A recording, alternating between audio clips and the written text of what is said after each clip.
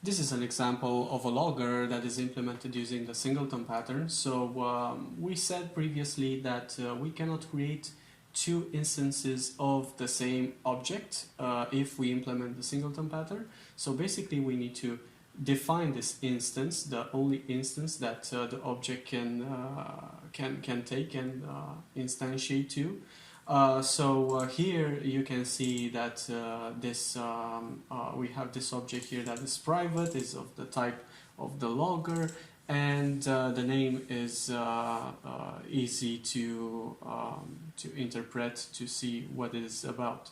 And we initialize it with the value that is returned by our implicit constructor here.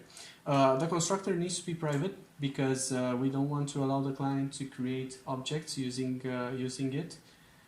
So that's why in Singleton you need to have a private constructor. Only public method here that is part of the Singleton implementation is the getInstance method, which will return this instance object to the client. This needs to be made public because it's the only way to get a grasp of this object. Otherwise, you cannot access it at all.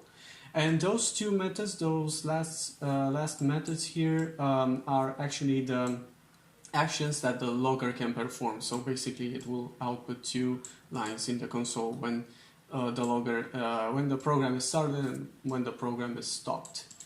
You may have noticed here this comment. So basically this is the eager initialization method for implementing a singleton, and this means that the object is preloaded.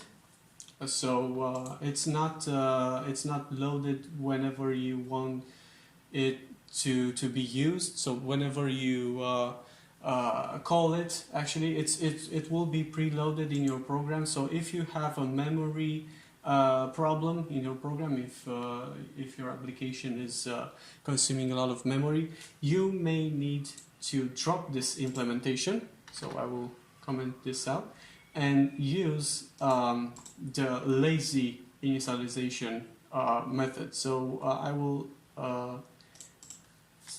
show you how to do this. So basically we need to copy this instance here. We do not initialize it, we will leave it as it is. And here in the getInstance method, we will make it a bit more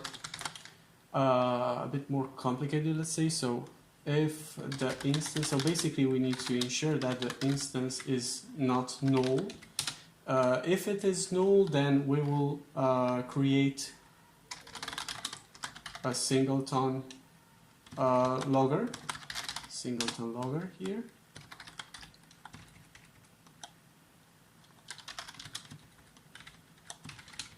And we need also to add this singleton logger object to the instance itself, and then we will return the instance.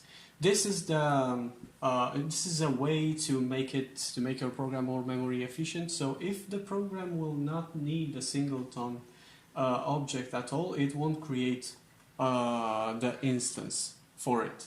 Whereas for the eager initialization, you will have it preloaded in your program, and it's not that memory efficient to use this type of initialization. Another aspect that you may need to take care of is having your singleton object thread safe. So if you are having a multi-threaded, you are working on a multi-threaded application, and two threads will try to access your singleton object at the same time, it may result in an exception. So basically, to make it thread safe, you just need to put the keyword synchronize here. And there you have it. This is a singleton that is lazy loaded. It's synchronized, which means it's thread safe. So these are some aspects that you may need to think of when implementing your singleton object. If you do not have any issues with the memory in your program, you can use eager initialization to make it look a lot simpler. And if you're not using multi-threading, if your program is not operating in a multi-threaded environment, then you may need to drop this synchronize keyword here. But otherwise, this is the way to go. So let's see this in action here.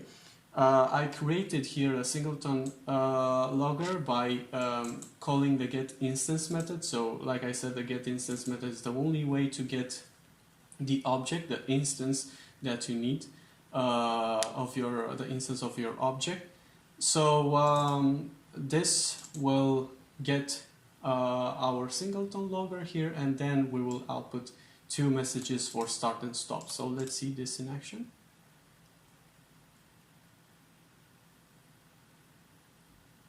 Right, so you can see it's behaving as expected. So this is the singleton implementation.